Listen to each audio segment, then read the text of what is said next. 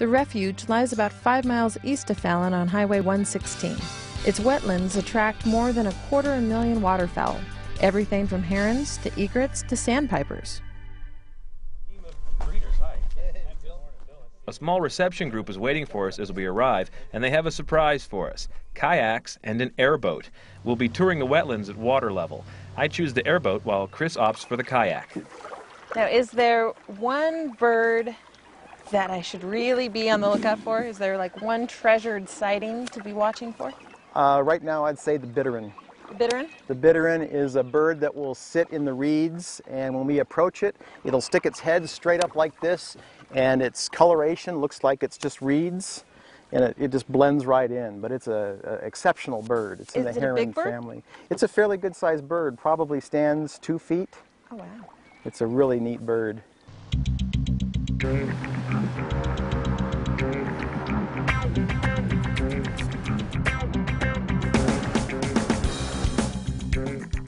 This summer, the water level in the wetlands is high as a result of a very wet winter.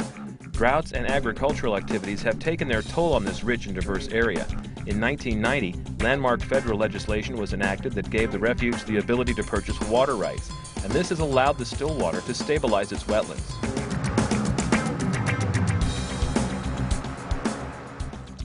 Sago pondweed, the dream for waterfowl managers. This is a plant that gets utilized by a host of different waterfowl species. The vegetation, the seeds, the tubers, and also the actual invertebrates that live on it. It's just phenomenal. This is like I say, the ice cream plant for a host of waterfowl species. Why do they like it so much? Well, because it's got such high protein, and just the seeds and nuts, and also the tuber itself are just like a potato. So they use all aspects of this plant, the vegetation and also the seeds and invertebrates that sit on the plant and utilize it. And so it's lucky to have it here. It's a good thing. Yes, and it's only adapted to certain types of wetlands like these, Great Basin and closed basin wetlands that have a higher alkalinity and a higher salinity. They don't like real fresh water.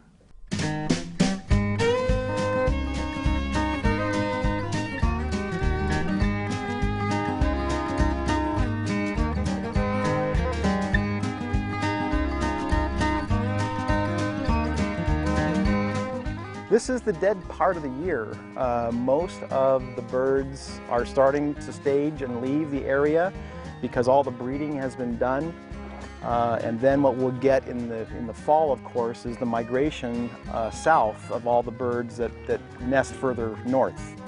Like the Klamath Basin, they'll come flying over this valley and say, oh, okay, and they come down here and they use these wetlands to feed and stage and get further south.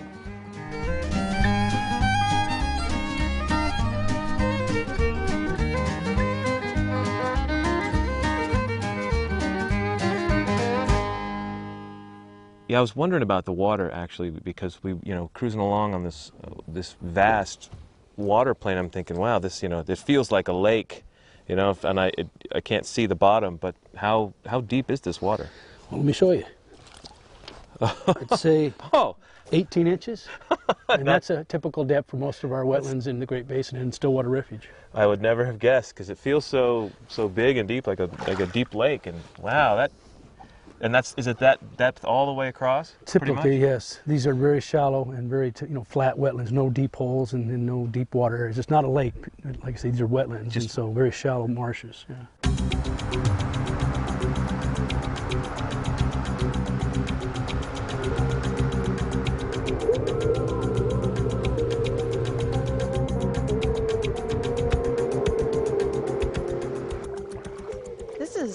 Quite a large area that we're kayaking in. How big is the refuge itself?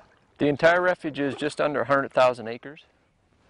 But of that, depending on how wet the year is and water availability, there's anywhere between, it could be 15,000 wetlands up to 40,000 wetlands. It just depends on the year. But on average, probably 8,000 to 10,000 acres of wetlands.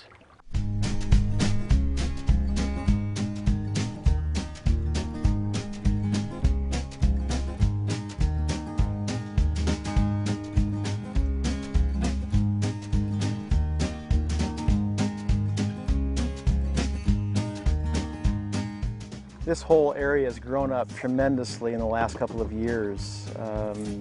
Good water, for one, just regenerates a whole bunch of areas. Every year this place is different.